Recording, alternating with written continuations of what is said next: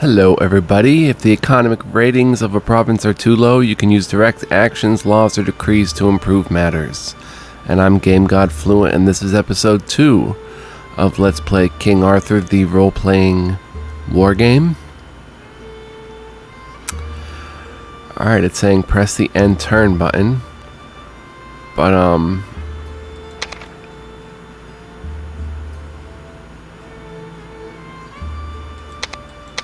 okay, we've got a lot of this to go through, the Chronicle.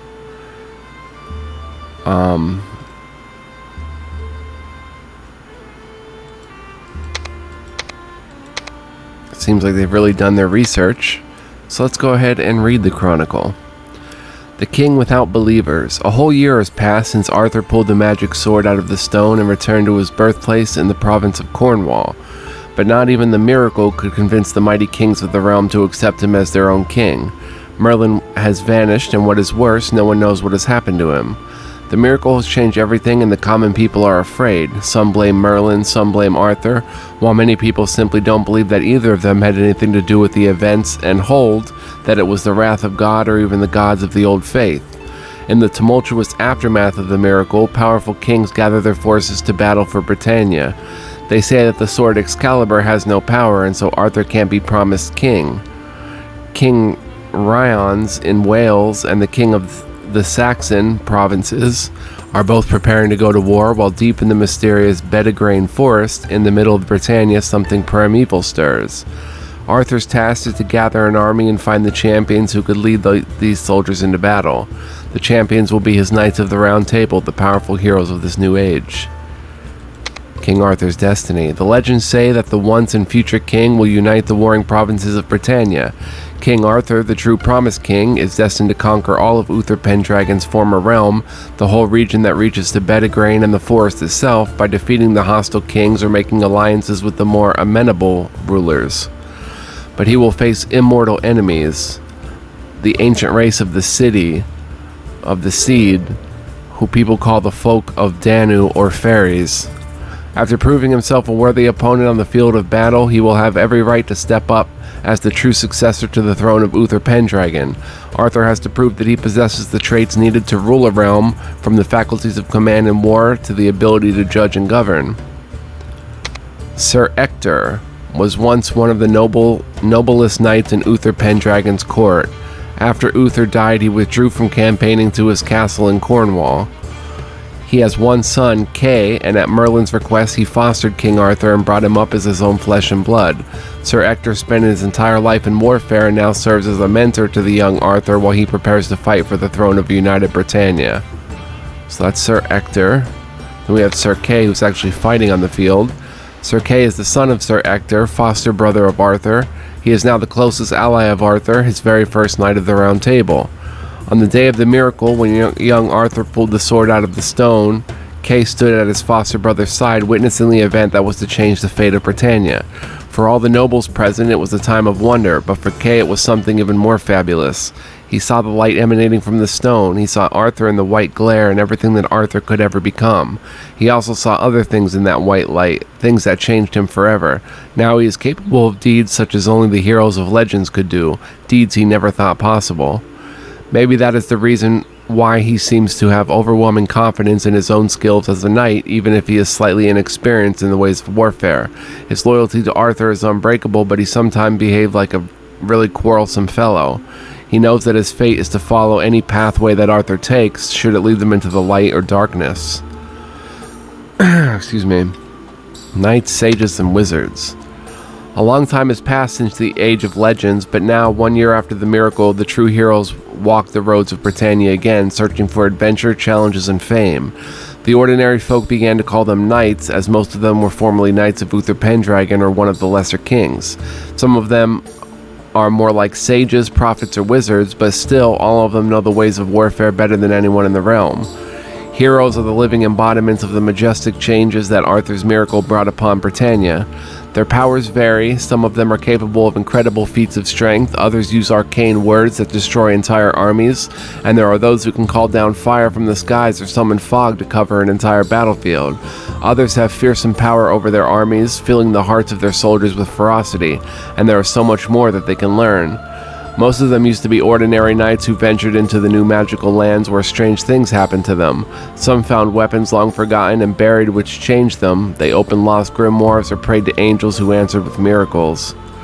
Very cool magical lore. The disappearance of Merlin. Merlin is a prophet, a sage, and the greatest wizard of all times. His past is an enigma. Some say that his father was an angel or demon. He is ageless and his powers are remarkable. No one knows where he came from, and no one even suspects what he is planning, but one thing is for sure. Merlin has been around since the first kings of mankind and has been an advisor to kings and queens for long ages past. Merlin became the tutor of Arthur while the young boy was growing up with his foster father, Sir Ector. It was he who arranged the sword and the stone to prove that Arthur was fated to become king, thus changing the world forever. However, Merlin disappeared right at the instant when Arthur pulled the sword out of the stone, and the whole world changed in a blinding flash of light. King Arthur spent a whole year looking for the wizard, sending out scouts, spies, and hunters to all corners of Britannia. When they all returned empty-handed, Arthur decided he could not wait for him any longer. The truth about King Arthur's birth. It all happened when Uther Pendragon was waging war with one of the most powerful warlords of Britannia, King Gorloy, who had a beautiful wife, Igraine. Uther Pendragon fell madly in love with Igraine. While Uther's warriors were attacking the castle of Gorloy, King Pendragon, with the help of Merlin the wizard, tricked Lady Igraine. Merlin cast a spell on Uther and changed his appearance, and Igraine believed that the man entering her chamber was her husband. After 9 months, when Uther Pendragon was already dead, Igraine gave birth to a son she called Arthur. But the same day Merlin appeared in her castle, took the child, and disappeared. He went to Sir Ector, the noblest knight who lived in the realm, and entrusted him with the education and the training of young Arthur, who always thought that Sir Ector was his real father, until the day of the miracle when Merlin urged him to try to pull the sword out of the stone with all the nobles and petty kings of the realm present. The wizard then told Arthur that he was the only son of Uther Pendragon, much to his surprise and awe. So it came to pass that Arthur went to the stone and pulled the sword free and changed everything. That's cool. The legend of the Excalibur. Excalibur is a mighty sword, a beautifully crafted weapon, ancient and powerful, but it was never meant to be used on the battlefield. It is more like a symbol that has tremendous power, even while resting in its scabbard. The reason is simple. The only person who can use Excalibur is the once and future king. No one knows who made Excalibur. Maybe it was Merlin the wizard, who always seemed to know where Excalibur was hidden, but surely it's been around since the first king was born in the long line of the Pendragon kings. Their fate is connected because the legends say that the once and future king will be one of the Pendragons, though it has not happened so far. Like all his ancestors, Uther Pendragon failed to pull the sword out of the stone, and although his son King Arthur pulled free Excalibur, the sword lost all of its powers. Or does something else have to be done before the powers of this strange weapon become his to use? The tale of Uther Pendragon. After the Roman provinces of Britannia fell during the constant attacks of the savages from the north, and even the legions began to fear the darkness seeping from the endless woods, the emperor finally called his soldiers home, leaving a lost generation of Roman families in their empty cities. And so it came to pass that a new king arrived from Britannia this time, and from the small Pendragon family, and turned out to be one of the greatest rulers of the realm. He was called Uther Pendragon. Uther Pendragon unearthed the magical treasures of the past, and with the power of magic and steel he tried to fight with the warring kingdoms. But for all his armies and might, Uther Pendragon could not extinguish the fires of discontent, and he desperately needed a miracle that would make everyone believe in his authority. Then his advisor Merlin, the mysterious wizard, set him a challenge and led Uther to a sword stuck in a stone. However, Uther Pendragon could not pull it free, which proved that he was not the once and future king. He became bitter and disappointed, and although he continued to fight, everything started to crumble, and soon Uther Pendragon died, apparently heirless. The Once and Future King. The legend of the Once and Future King is as ancient as the realm of Britannia itself. It tells of the arrival of a great king who will unite the warring kingdoms of the land and bring peace and prosperity to all. The Once and Future King will wield a mighty sword called Excalibur, and although he will not recognize Excalibur at first, the sword itself will be his very first challenge to prove that he really is the Once and Future King. One day he will be led to a great slab of stone with a sword trap fast within it, a sword that is, unknown to him, Excalibur, and if he can pull the sword out of the stone, he is to be the Once and Future King. But it's an old tale, and most people didn't believe in the Once and Future King anymore, at least not until the miraculous changes of the present. Anyway, all the kings of the small kingdoms scattered around Britannia's claim to be the legitimate rulers of the land. The Age of Legends. The Age of Legends was a time of heroes who fought monsters and defeated mad wizards, or the time of demigods walking the land and consorting with the mystic race of the city, the lords and ladies of the crystal towers that the common people now call fairies. But the heroes died, the gods disappeared, and the fairies withdrew to their own twilight kingdoms, or deep underground. Thus began the time of mankind.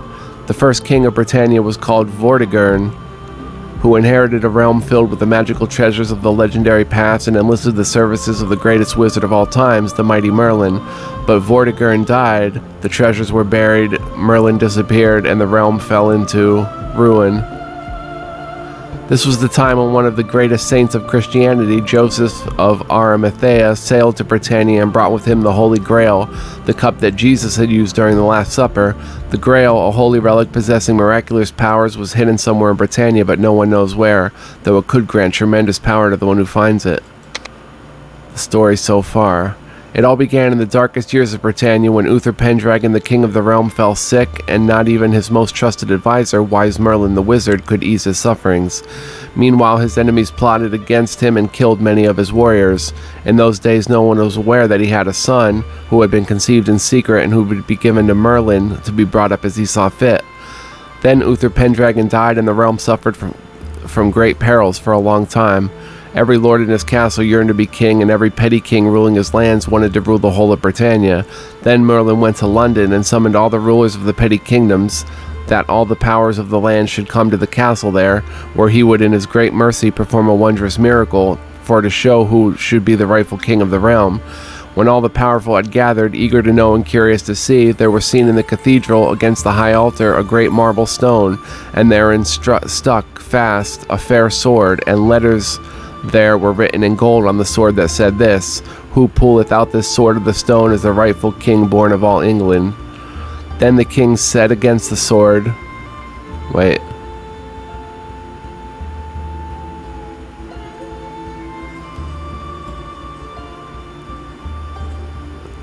Then all the kings set against the sword, but only young Arthur, foster child of Sir Ector, could pull the magic weapon out of the stone.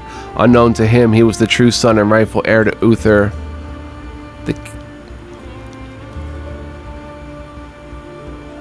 Pendragon, the last great king of Britain. He was the one fated to be the ruler of Britain, who was fostered on Merlin's orders, but who did not know of his true lineage, which was still a mystery to all but the wizard. And then, when he pulled the sword out of the stone, everything changed. Like a cut that severed all the threads in the tapestry of the worlds, or a curse that undid whatever magic that held the world together, young Arthur in a simple act changed Britain forever. There was no need for great apparitions. Every living soul knew that the age of wonders was upon them. Later they called it the change, or the miracle. In the wilderness, monsters woke from their sleep, and the air crackled around ancient stone circles. Pagan shamans pray to the gods long thought dead. In the north, all the savage tribes gather around a new flag. In the south, strange creatures hide in abandoned forts. Somewhere in the depths of the ancient mines of Cornwall, something stirs, and the believers of the old Roman ways gather strength. And there were others. They seemed like giants wearing black steel and strange weapons. They were powerful and invincible warriors, and people called them the Knights. No one knew who they are. No one knew where they came from. But they might be Arthur's only hope to stand against the coming tide of wonders, mayhem, and awe. So begins the tale of King Arthur and his Knights of the Round Table. That is pretty awesome. Alright, press the end turn button. Okay, end turn.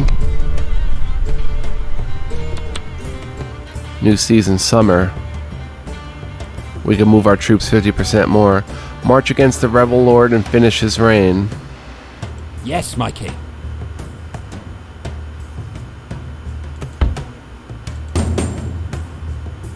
Attack! Alright, we're definitely going to want to play out this battle.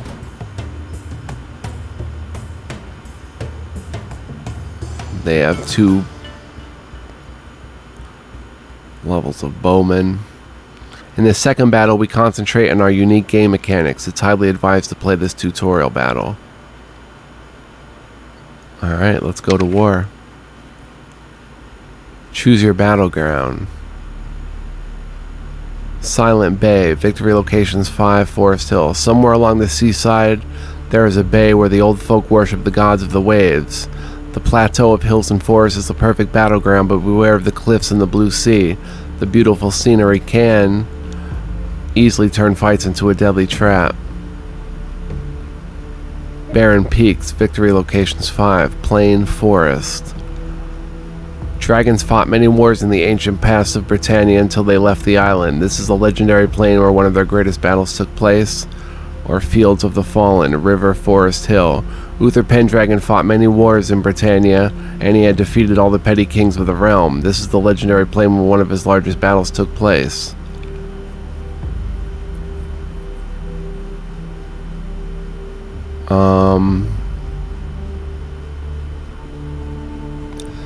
The dragon sounds interesting, but so does Uther Pendragon.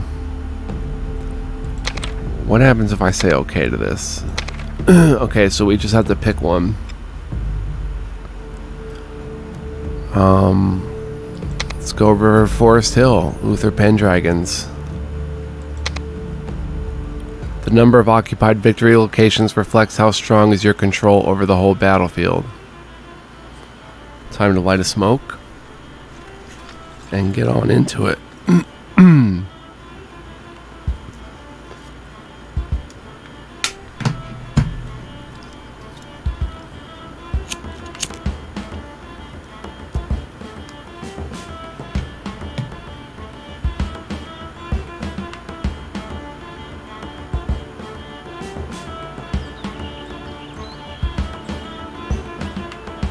I guess this is showing us the victory locations.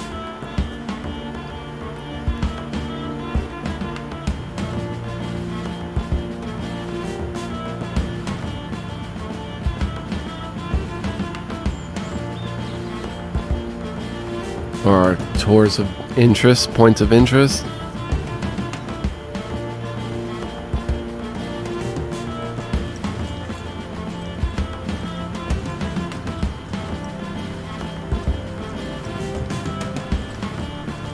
Okay, we get to lay out our troops here. Let's see. You guys go in front.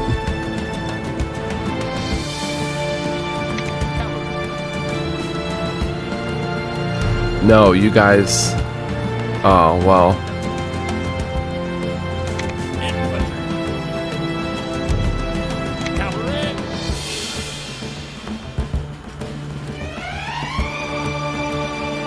You guys come in from the sides.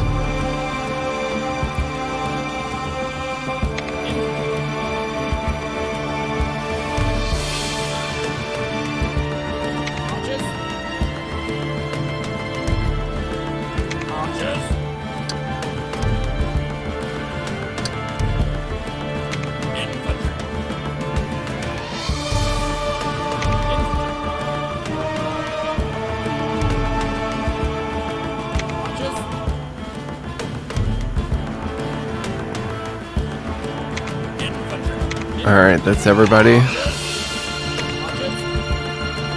Alright, let's start the battle.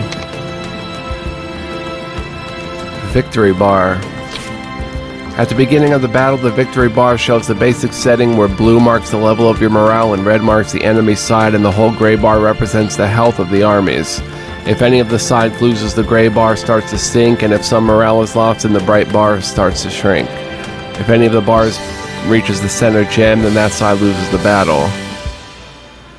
At the beginning of the battle, when starting, the sides of the red and blue bars are affected by the morale of the army on the campaign map, affected by your decisions and many active and passive skills and traits. During the battle, these bars can dramatically get closer or move away from the center gem from time to time. This depends on the number of VLs controlled. If you control more VLs, victory locations, the blue bar starts to grow and the red bar starts to shrink, and vice versa. If you control more VLs, the blue bar starts to... Oh, if you and the AI control the same number of VLs, both bars stop immediately.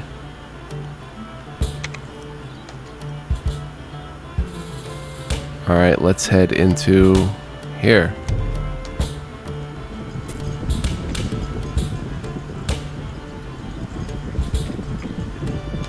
strategic settings. You can find strategic settings in the upper right corner of the screen. You can create a setting that suits you by choosing from the available option. Shows units behind rocks, trees, or any other obstacles.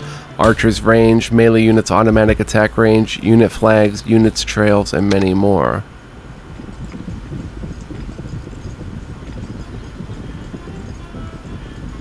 Increase the visibility of arrows, sure. Arms. Arms of the various combat branches of the army. Soldiers serving in the various arms differ in armory, weaponry, movement, and abilities. The main arms are light infantry, heavy infantry, cavalry, knights, spearmen, and archers. It's important to note that each of these groups can be very efficient against a given army branch, but it takes some time to explore these matches, just like their strengths and weaknesses.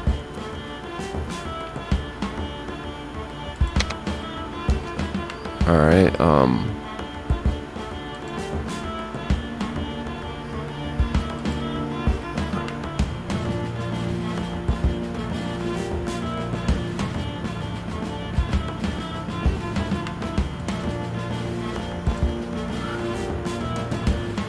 okay, that's pretty good. Cavalry. Unit skills. Units possess certain skills that make them different from the others and give them special benefits during battle. Skills can be passive, which means that they always grant the benefits, or active, which grant the effect for a certain period of time with a timer on the icon. With a certain cooldown, the effect can be switched on or off. Let me turn this down a little bit. For example, you can use the dodge on-off skill of your light cavalry, which gives them protection against range attacks but makes them weaker in a melee.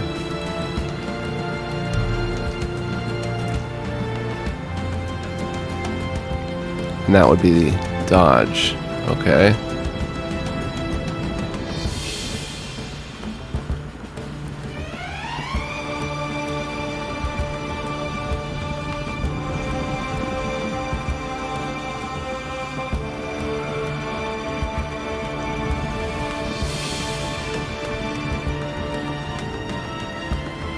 Okay, I see some of their army coming down the road here.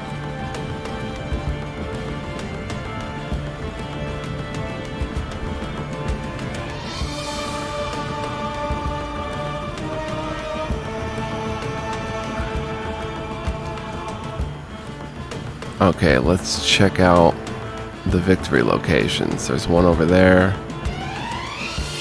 One there. Okay, let's send...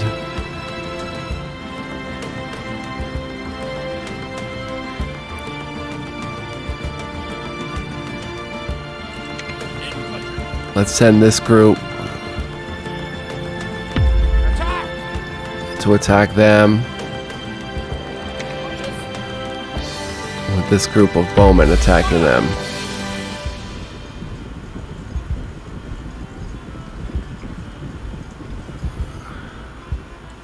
Cavalry.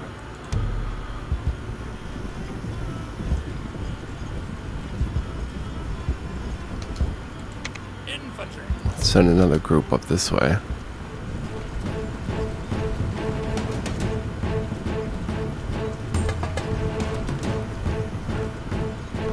It's not easy to cross the river.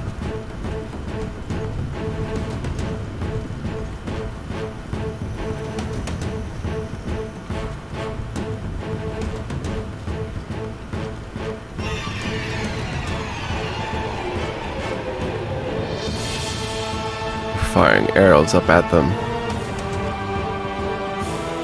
Perfect.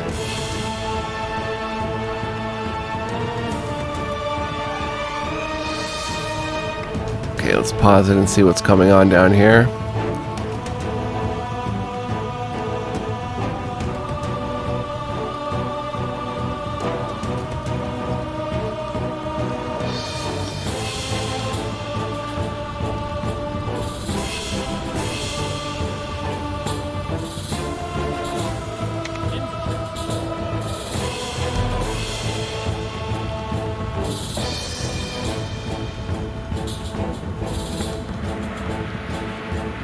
Alright, 48 rebels.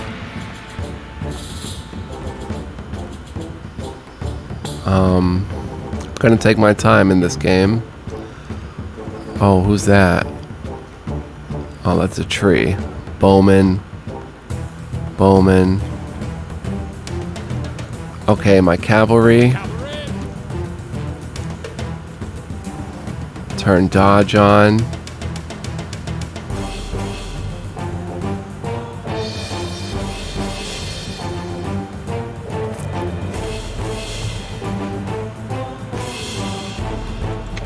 My heavy units attack them. Infantry. Attack. Okay, my bowmen are attacking.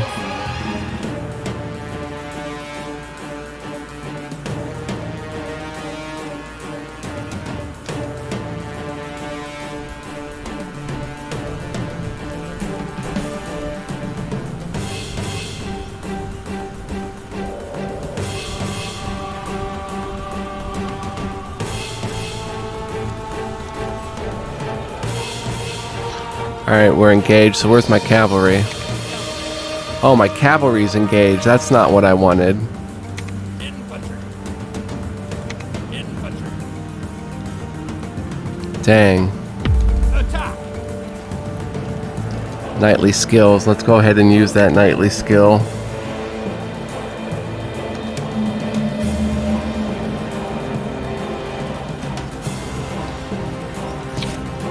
Some heroes perform heavenly miracles or have learned the ways of ancient wizardry. These are abilities that affect everyone in the vicinity. Yeah, we know that.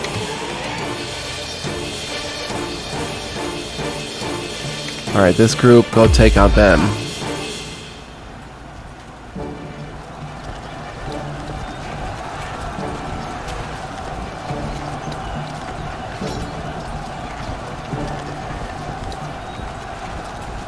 Oh, we're stuck in the water. This is not looking like brilliant tactics thus far. You guys come up there. The WASD's a bit.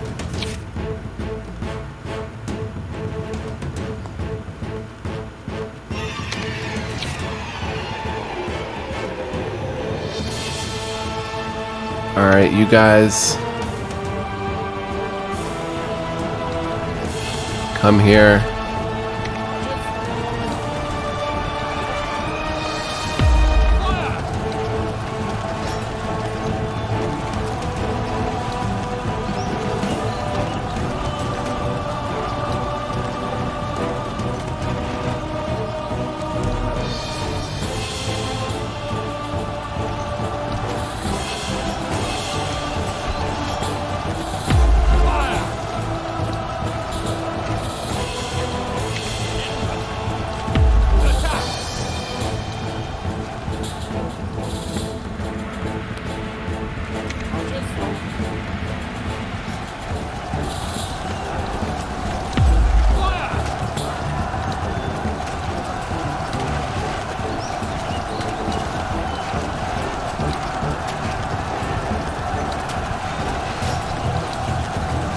Is our light cavalry idle?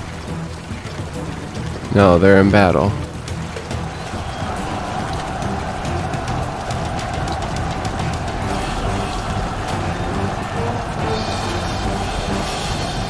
This unit's idle. Okay.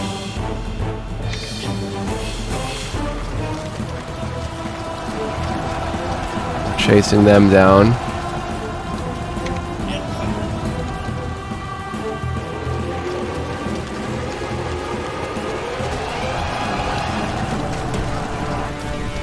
Alright, cavalry got done. Turn dodge off.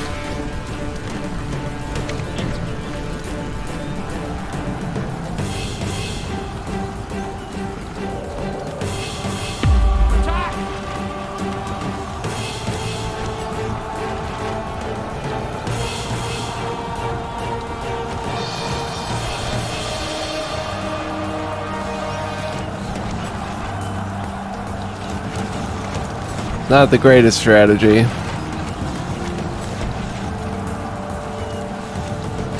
but it's getting the job done.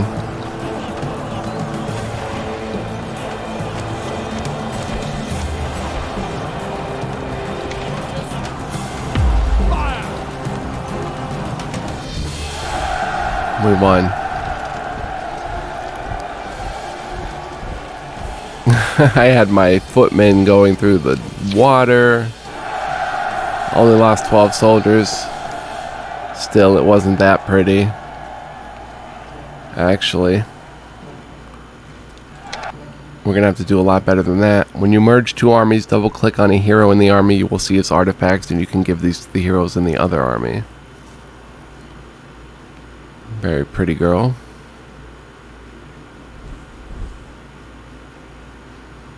Okay, plus 100 XP. 0 XP for those footmen, so they get XP based on their action in the battle. Okay. A glimpse of hope. The battle-hardened veterans of the long battle in the south seek a new king to serve. Some of them would like to join your army. Footmen, 36 heavy footmen. Ooh.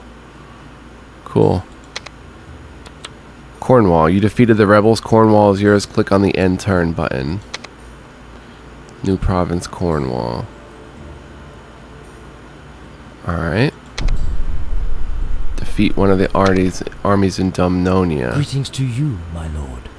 In Uther Pendragon's time, the two neighbors, Dorset and Dumnonia, were the two most influential provinces of the south.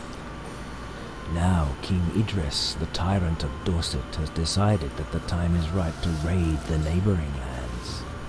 King Mark, the rightful ruler of Dumnonia, is preparing for the fight. Each of these kings wants your help, and each offers a different reward. Objective screen. Objectives are particularly important tasks that influence the way of events. Completing objectives will benefit your cause. You are free to decide whether you want to complete any of them.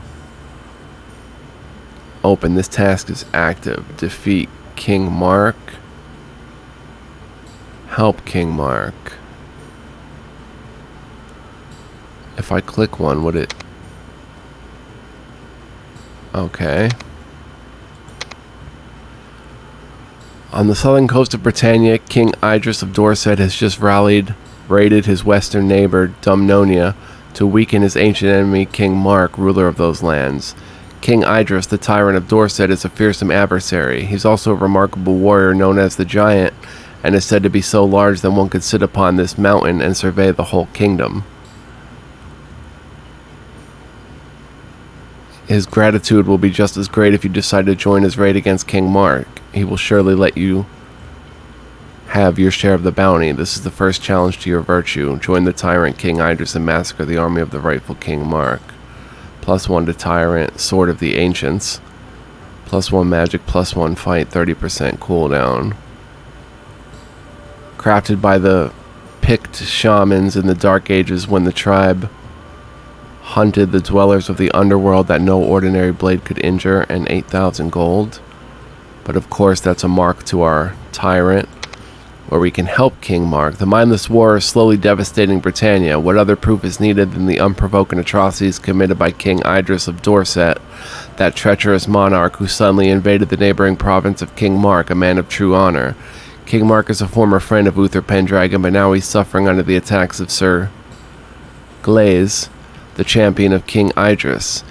He has called to arms all of his men who might be capable of withholding the brutes from the east, but his advisors counseled him to seek assistance elsewhere too. If you help King Mark, he will aid you in battle in the future with all the warriors he can spare. This is the first challenge to your virtue. Protect the rightful King Mark, defeat the enemy of King Idris, defeat the army of King Idris the tyrant. King Mark and his soldiers join your army, +1 to rightful. Okay. The campaign is split into chapters with the objectives tied to that particular section. You can have several chapters unlocked at the same time, but you'll have to face the unfolding events simultaneously. Apart from some standalone objectives, in most cases your tasks are related to each other because some objectives represent the two sides of one story. By completing one, you naturally exclude the other. If you click on an objective, you will get detailed information on the window to the left side. Right. Okay, let's just get out of there. Defeat one of the armies in Domnonia.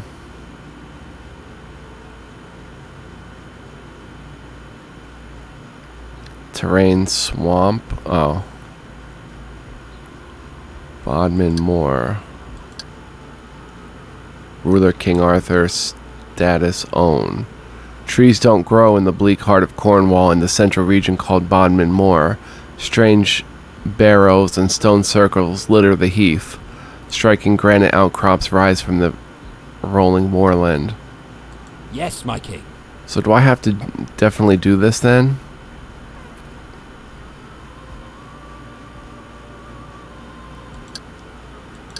Whose place is that? Domnonia.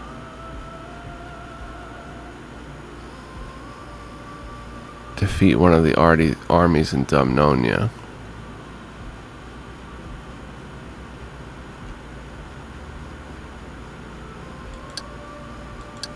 Aubrey, ruler King Arthur. The southernmost castle in Britannia, an unfriendly settlement with bleak towers, grey houses, and the toughest soldiers of the province. Can I use any of these areas?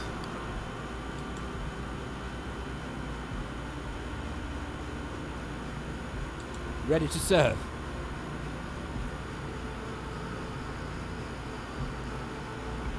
Tintagel Castle.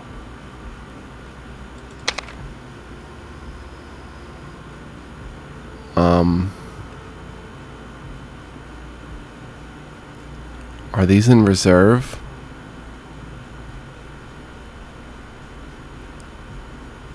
Divide army.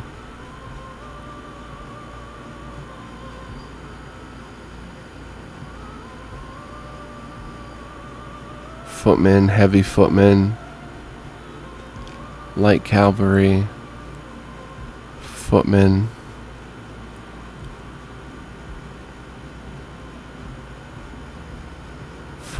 Footmen.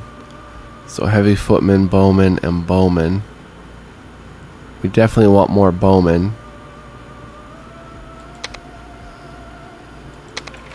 So let's take a look here. Sir Kay has no skill points. Next level 100. Huh.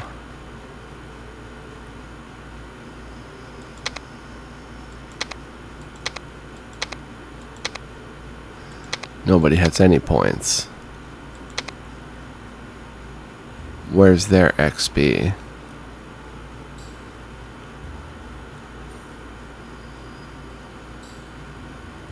Level 0. Next level 100. Level 0, 0 XP.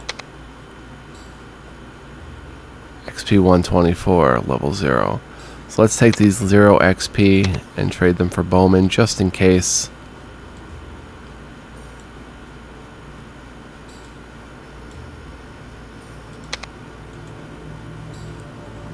Do you really want to disband this unit? No. I guess we get the entire group of them.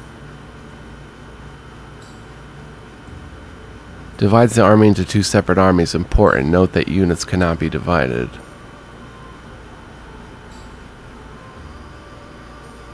I guess we take them all into battle.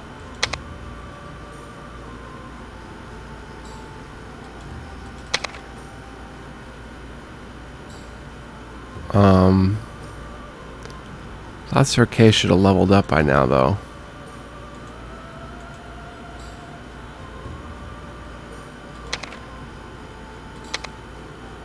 Alright, we're gonna help King Mark.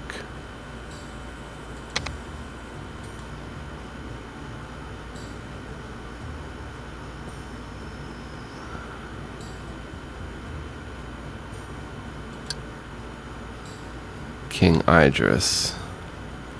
Sir Glaze. Ilchester. This average village is a group of simple cottages with the occasional stone houses of the elders surrounded by fields and pastures. Barns and animal pens are clustered around the center of this village. Glastonbury, Kingmark friendly. Somewhere near the coastline where the rivers melds into estuary. Ruined towers jut out of the foul scrub bog. Legend has it that an eternal fog hides the ancient monastery, but no one seems to know exactly who or what might still be living there. And Kingmark.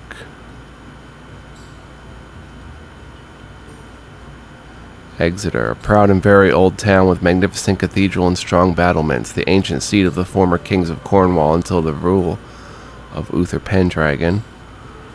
And Dunster, a proud castle on a hill with strong walls and colorful banners, the seat of a ferocious nobleman who rules with an iron fist.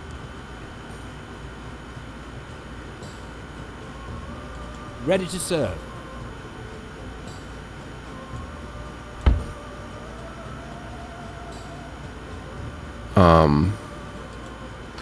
I want to save here.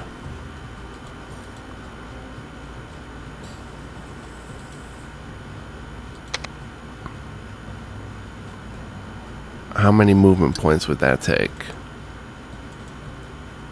Ready to serve.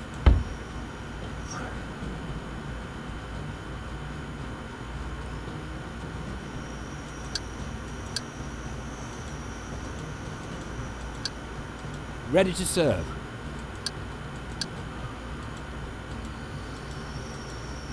Come on. Oh, click the banner. On my way.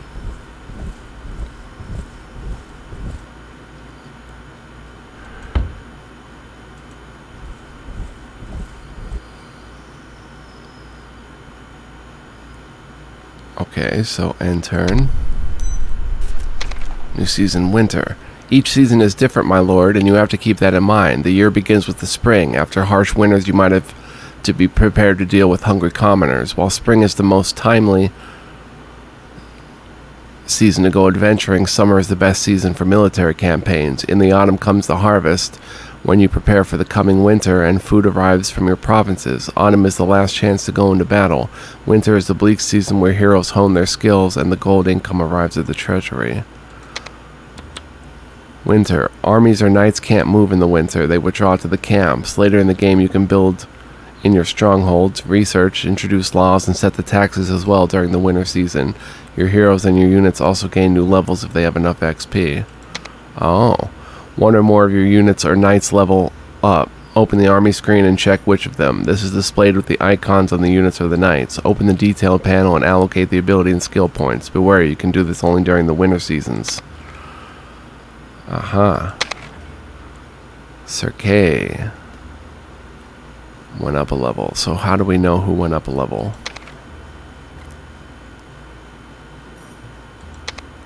These footmen did. These footmen didn't. These footmen did. These footmen did. These heavy footmen did. These bowmen did. Both bowmen did. And Sir K. Aha. Interesting. So I have one skill point. Does that go for this stuff too? Let me go ahead and save again.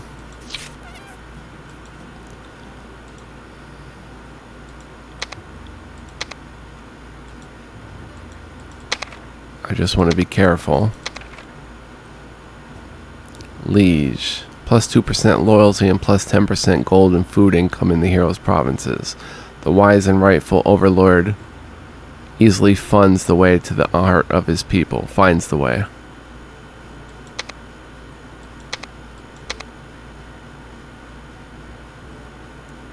Fiefdoms. The list of conquered fiefdoms. Heroes can be appointed to them as rulers, however not all knights make a good lord. Okay, one ability point. The Knights of the Round Table are no ordinary warriors, which is reflected in their 5 special abilities that marks them apart from the common knight. You can allocate points among these 5 abilities, and this marker shows how many points you have left. And then we have a skill point.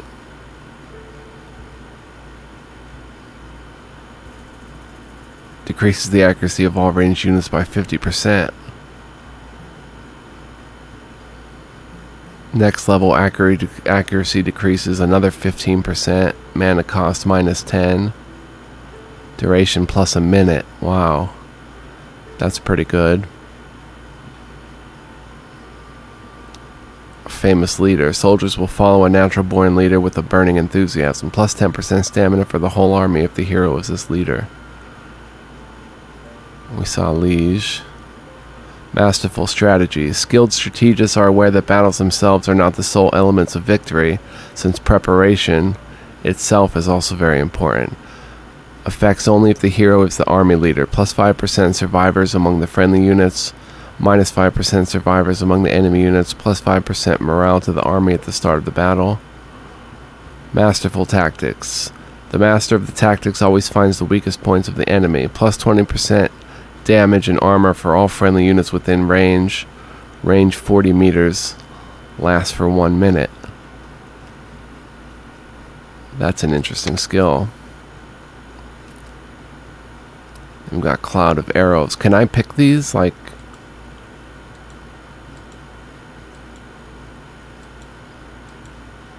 No, I can't.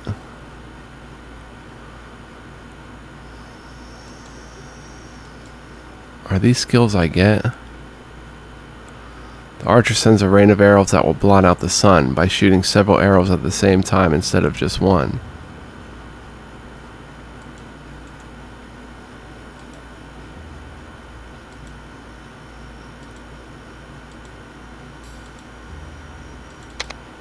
Oh. Okay. So we can get any of these skills as well. It lasts for 20 seconds, and the targeted archer unit shoots 3 arrows instead of 1. Healing. Heals all injured soldiers in targeted unit. Mystical power. Heals injured soldiers. Protection from magic. Plus 40% magic resistance for all your units within an 80-meter range of the hero for a minute. This counter spell protects everyone from the effects of magic within a large area. Scholar. Plus 4 research points. A true scholar never ceases to study, not even in his pavilion on the road. His knowledge will be very useful later in the stronghold. Victorious Army. Plus 50% army morale bonus and plus 20% rewards after victorious battle if the hero is the leader. You must be very lucky, but after all your successful battles you seem to find more loot as the other leaders. Wisdom. Plus 5% XP for the hero, plus 5% XP for all units and heroes in the whole army if the hero is the leader. A wise man gains more experience from the same situation. If you are a leader, your men will also benefit from your wisdom. Or we can upgrade Fog of Avalon. Huh.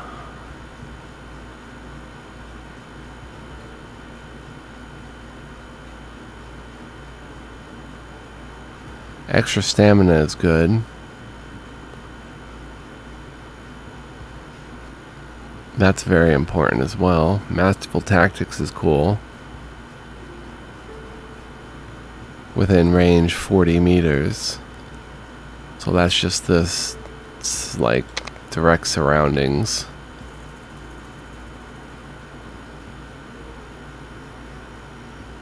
Let's see what these are again. Magic. Each level gains an additional 5% mana points for the hero. Fight ability reflects their capabilities in the melee, how deadly and proficient they are with their weapons. 5% hit points and damage for the hero and his unit. Adventuring, additional 5% more experience during quests and 5% movement points for the army. Shows the hero's skill in governing provinces. Each level gives an additional 3% gold income and food production in the fiefdoms of the hero. And leadership, each level lowers the upkeep cost of the army and the hero by 2%.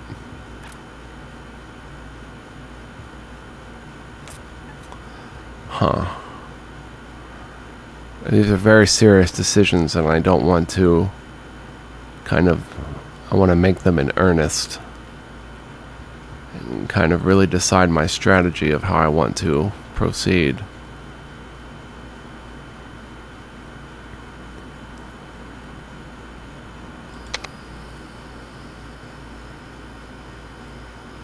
These are his class skills, and what does this lead to? Aura of Fear.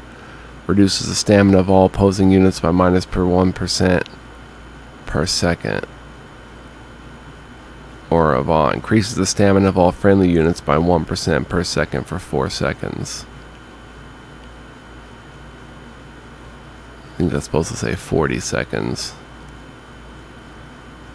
-5% recruitment and upkeep costs for all units in the hero's army. Plus 10% movement points on the campaign map. The enemy achieves a victory against the hero's army by collecting more victory points. The hero's army achieves victory by collecting less victory points. Increases the Masterful Tactics spell effect by 30%, armor, range, defense, and resistances. Increases the effect of the Masterful Tactics spell by 30% damage. Wow. That is a good spell, but 40 meters is not a very large range.